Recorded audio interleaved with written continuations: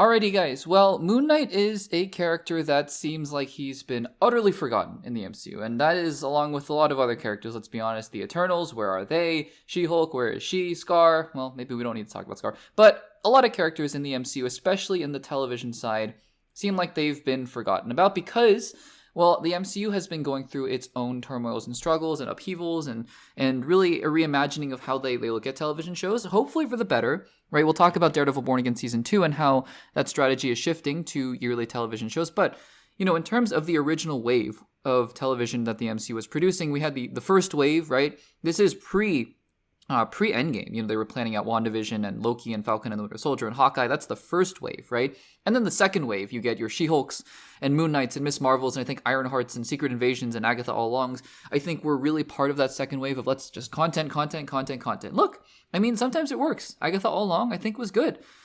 Sometimes it doesn't work as well. She-Hulk Attorney at Law, right? Moon Knight, I think, was very uneven. Sometimes it works, Miss Marvel, but sometimes it doesn't, Secret Invasion. So it's just been bumpy, right? It's just been bumpy. And so these characters, now the MCU is really almost oversaturated with all of these characters.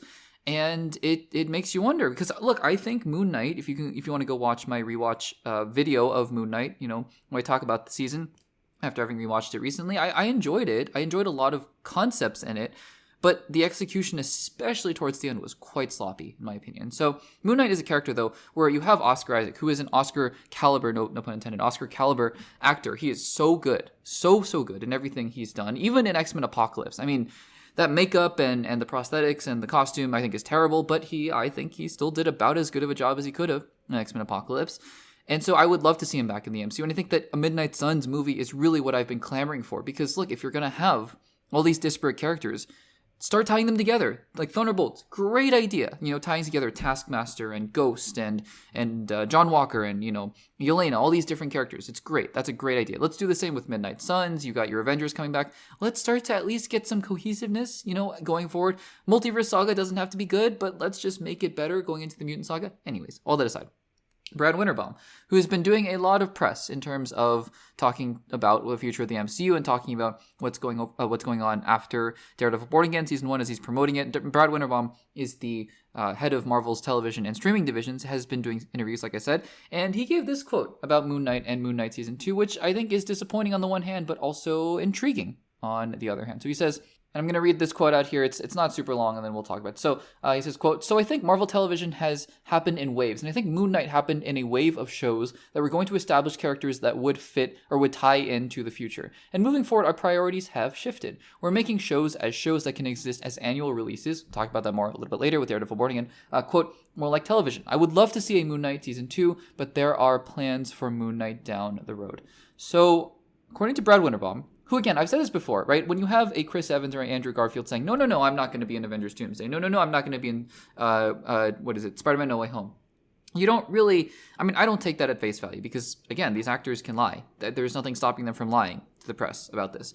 But when the executives come out and talk, I just think that I tend to believe them a little bit more because I think the incentive for them to just flat out lie to the media and not be trustworthy sources of information is much less. And look, they don't have to talk to the media as often as actors do. How often does Kevin Feige give sit-down interviews? Not that often, right? So when he says stuff, when Brad Winterbaum says stuff, Nate Moore, I tend to believe them a little bit more. And so when Brad Winterbaum says this, I tend to take him at face value of him saying that there are no plans for Moon Knight Season 2, which is disappointing because I think out of all of the shows, maybe Moon Knight was the one that should have benefited the most from a Season 2. Just like how Loki Season 1 really benefited from Season 2 being as good as it was, in my opinion. So that's disappointing. However, the flip side of that is that there are plans for Moon Knight moving forward in the MCU. And I feel like the only real avenue, maybe of course he shows up in Avengers Doomsday. Of course, maybe he shows up in Avengers Secret Wars, whatever. But I think really moving forward, Midnight Suns, right? Midnight Suns seems like a very, very intriguing possibility for the future of Moon Knight as a character. You have Oscar Isaac in the Disney family.